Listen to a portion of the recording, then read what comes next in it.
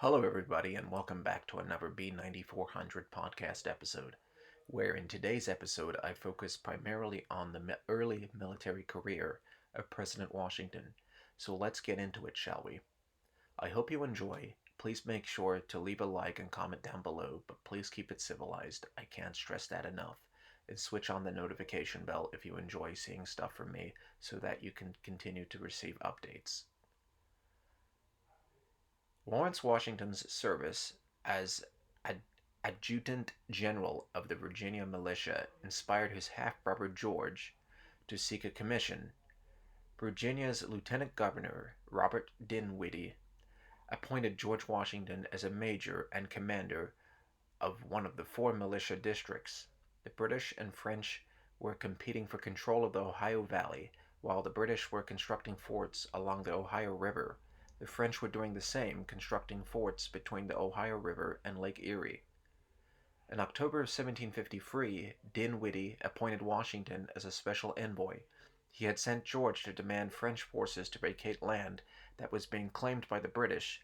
Washington was also appointed to make peace with the Iroquois Confederacy and to gather further intelligence about the French forces. Washington met with Half-King TANACHERISON and other Iroquois chiefs at Logstown and gathered information about the numbers and locations of the French forts as well as intelligence concerning individuals taken prisoner by the French.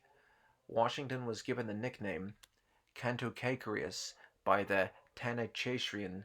The nickname meaning town destroyer had previously been given to his great-grandfather John Washington in the late 17th century by the Susquehannock tribe. Washington's party reached the Ohio River in November 1753 and was intercepted by a French patrol. The party was escorted to Fort Le Boeuf, where Washington was received in a friendly manner.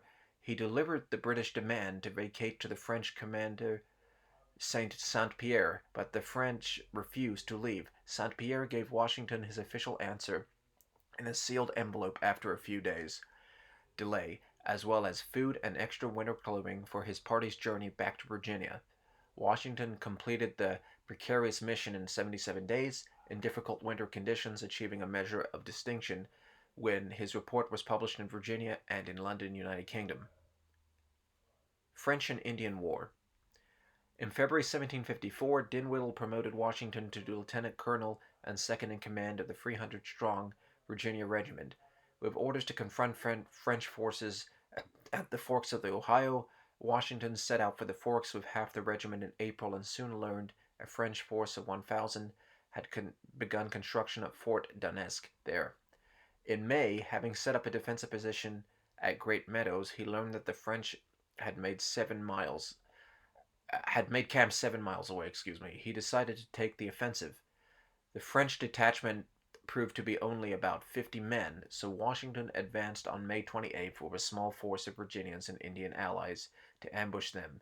During the ambush, French forces were killed outright with muskets and hatchets, including French commander Joseph Coulon de Jumonville, who had been carrying a diplomatic message for the British.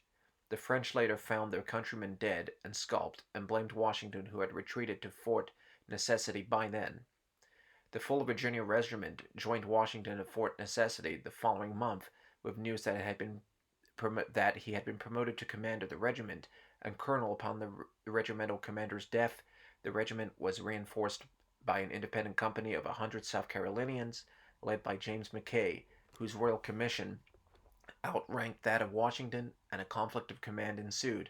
On July 3rd, a French force attacked with 900 men, and the ensuing battle ended in Washington's surrender.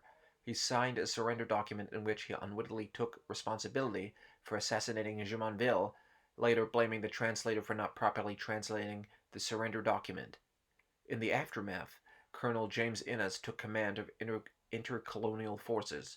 The Virginia Regiment was divided, and Washington was offered a captaincy in one of the newly formed regiments. He refused, however, as it would have been a demotion, and instead resigned his commission. The Jumonville affair became the incident which ignited the French and Indian War, later to become part of the larger 7 Years' War. In 1755, Uh, Washington served voluntarily as an aide to General Edward Braddock, who led a British expedition to expel the French from Fort Donetsk and the Ohio country. On Washington's recommendation, Braddock split the army into one main column and a lightly equipped flying column. Suffering from a severe case of dysentery, Washington was left behind, and when he rejoined Braddock at Monongahela, the French and their Indian allies ambushed the divided army. Two-thirds of the British force uh, became casualties, including the mortally wounded Braddock. Under the command of Lieutenant Colonel Thomas Gage, Washington, still very ill, rallied the survivors and formed a rearguard, allowing remnants of the force to disengage and retreat. During the engagement, he had two horses shot from under him, and his hat and coat were bullet pierced. His conduct under fire redeemed his reputation among critics of his command in the Battle of Fort Necessity, but he was not included by the succeeding commander, Colonel Thomas Dunbar, in planning subsequent operations.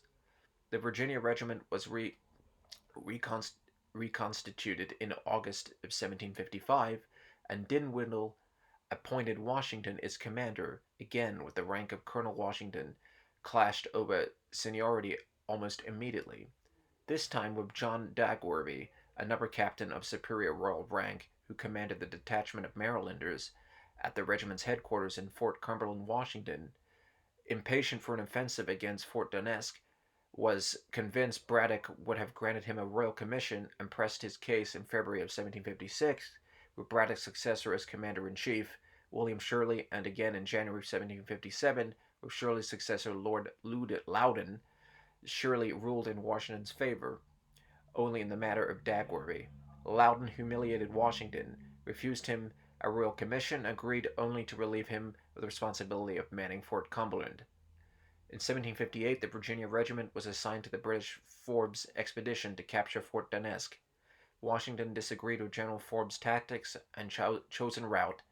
Forbes nonetheless made Washington a brevet brigadier general and gave him command of one of the free brigades that would assault the fort. The French had abandoned the fort and valley before the assault was launched, however, and Washington only saw a friendly fire incident which left 14 dead and 26 injured. Frustrated, he resigned his command soon afterwards and returned to Mount Vernon.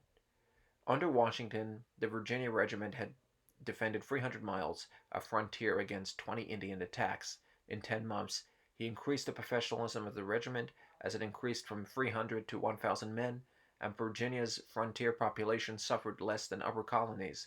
Though he failed to realize a royal commission, he did gain self-confidence, leadership skills, and invaluable knowledge of British military tactics. The destructive competition Washington witnessed among colonial politicians fostered his later support of being a strong central government.